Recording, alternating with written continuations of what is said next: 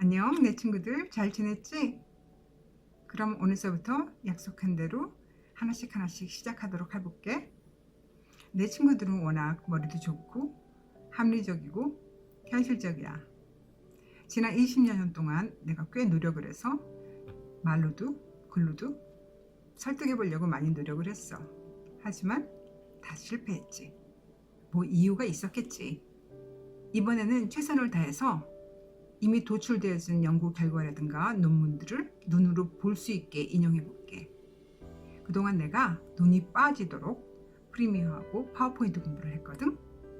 그러니까 눈으로 보게 되면 이해가 빠를 거야. 지난번 인트로 올렸을 때 기억나지?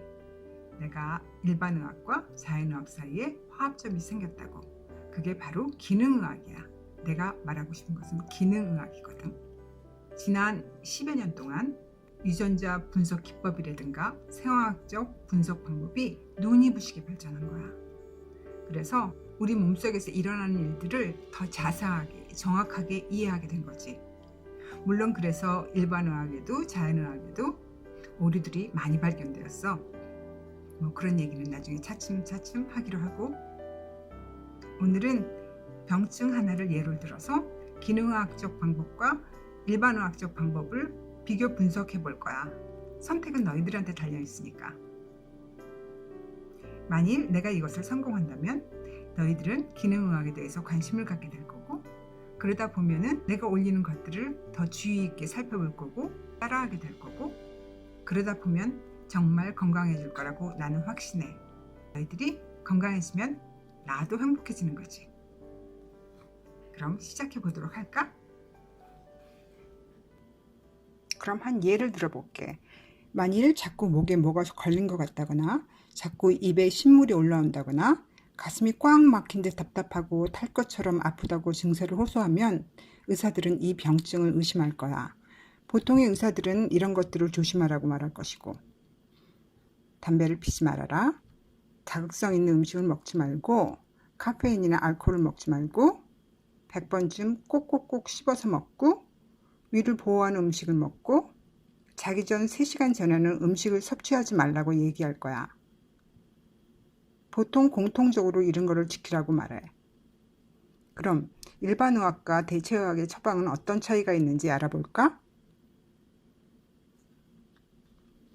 일반의학에선 제산제, 위산억제제, 거기에 염증까지 심하다면 소염제를 처방할 거야. 자연의학에서는 베이킹 파우더 요법, 양배추즙을 추천할 것이고, 결국은 둘 다 위산을 중화하는 방법을 말하고 있어. 그럼 위산에 대해서 알아보자.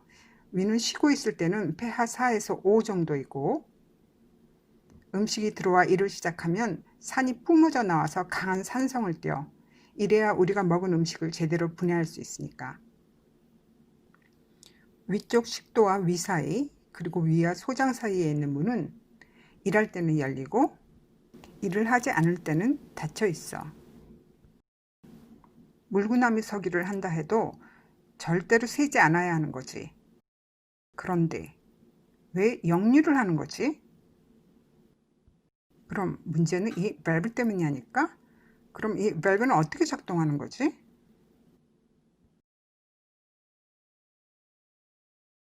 식도와 위 사이, 위와 소장 사이는 항문처럼 관략근이 문을 조절하는데, 이거는 심장처럼 미주신경이라는 우리 온몸을 주관하는 자율신경계에 의해 움직여. 우리 마음대로 조절할 수 있는 게 아니야. 그럼 얘는 왜 오작동을 하고 난리지?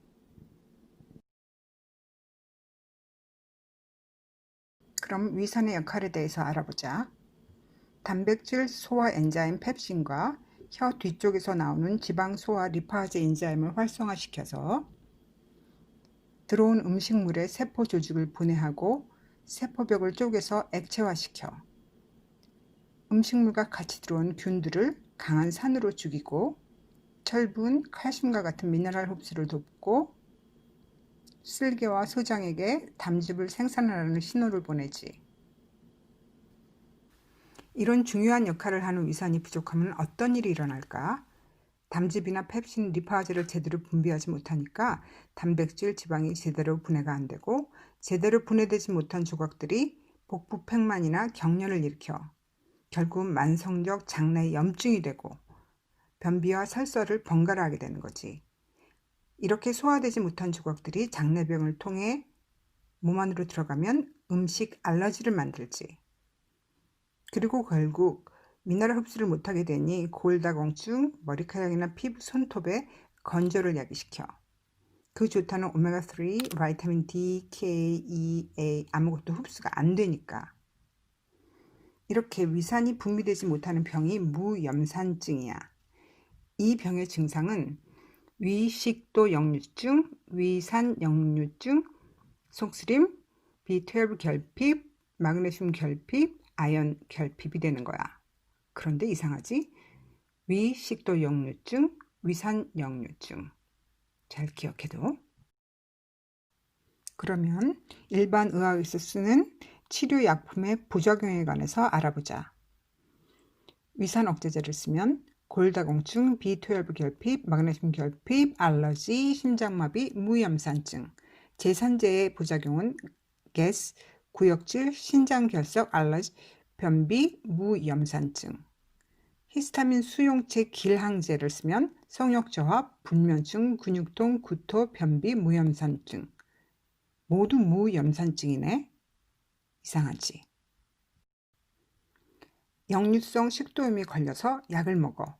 위산 억제제도 먹고 제산제도 먹고 그걸 먹었더니 무염산증이 생기는 거야.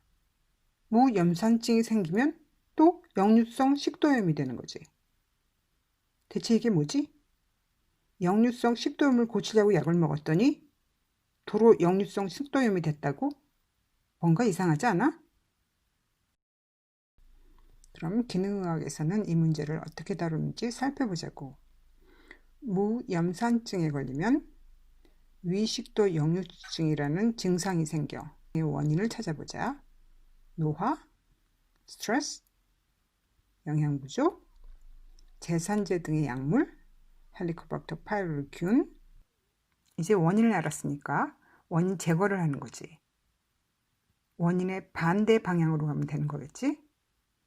노화는 우리가 어쩔 수 없으니까 그냥 두고, 자율신경 교란에 의한 스트레스는 교감신경을 안정화시켜서 스트레스 컨트롤을 하는 거고, 영양 부족인 거는 영양을 넣어주면 되는 거야. 아연, 아요딘, 소듐, 포타슘, 바이타민 B3 이런 걸 넣어주면 되는 거고, 제산제 등의 약물은 안 먹으면 되는 거야. 그 다음에 문제는 헬리코박터 파이로리인데 이거는 제균 작용을 해야 되는데 항생제를 쓰지 않아. 브로콜리 새싹에 있는 설퍼라펜이라든가 크랜베리 주스라든가 블랙시드 오일 같은 거를 사용해서 제균을 하는 거야. 이런 접근법을 기능의학적 방법이라고 그래. 조정하는 방법에는 단기적인 방법하고 장기적인 방법이 있어. 단기적인 거는 한 2주 정도 하면 돼. 음식 제거하는 건데 감귤류, 토마토류, 후추나 고춧가루 등 자극성류 없애는 거고, 튀기는 조리법은 사용하지 마. 음식 알러지 항원도 제외해야 되는데 글루텐, 유제품, 렉틴이 들어있는 음식은 먹지 마. 또 유발 인자도 제거를 해야지. 이게 중요하긴 하겠지. 알코올, 카페인, 니코틴 이런 거를 없애야 되겠어. 장기적 조절에는 생활 스타일 조절 중에서 가장 쉬운 거, 자기 전 3시간 전에는 아무것도 먹지 마. 이것만 해도 훨 나아지거든. 그리고 교감신경 조절을 위해서 식전에 스트레스 조절을 하기 위해 깊은 호흡을 5번 정도 해주는데 이게 꽤 효과가 있더라고. 보충제 복용에서는 공보CL, 감초, L글루타민, 알로에베라, 유산균 정도를 섭취해주면 좋고, 식전에는 소화 효소제, 베타인 HCl, 식후에는 마그네슘, 아연을 섭취하면 돼. 제거하는 것만 해도 2주간이면 완전히 호전될 수 있어. 이 케이스의 기능의학적 방법은 일반의학적 방법과 정반대야. 늘 그런 건 아닌데 일부러 비교해보라고 이런 예를 들어본 거야. 기능의학에서는 위에 밸브가 작동 안 하는 이유를 위산이 제대로 분비되지 않아서라고 판단하기 때문이지. 위산 분비를 방해하는 요소를 없애고 이미 염증이 생긴 곳을 아물게 도와주고 상처를 건드릴 음식물을 배제하고 필요한 영양분을 넣어주고 시도 때도 없이 자주 먹어 하루 종일 위가 일하게만 만들지 않으면 위산이 잘 분비되게 되고 미쳐있던 밸브는 정상으로 돌아와. 기능의학과 일반의학이 어떻게 다른지 대충 정리가 되지?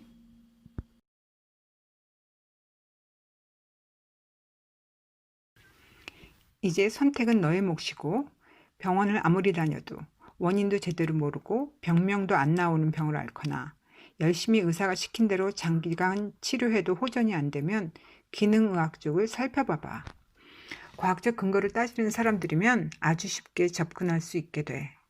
기능의학을 하는 의사들은 거의 스스로 난치병을 앓으면서 한계를 느꼈던 임상 의사들이니까. 다음엔 기능의학이 무엇인가에 대해서 제대로 설명해 볼게. 어땠어? 이해는 좀 갔어?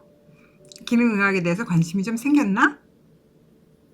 어쨌든 오늘 다룬 역류성 식도염에 관한 거는 기능의학과 일반의학을 비교를 하기 위해서 그냥 예시로 올린 거니까 혹시 기능의학적 처방이 필요하다면 따로 다시 올릴게. 어쨌든 내가 다루는 내용에 관심이 있거나 기능의학에 대해서 흥미가 생겼거나 나를 또 다시 만나고 싶거나 그러면 또 봐. 안녕.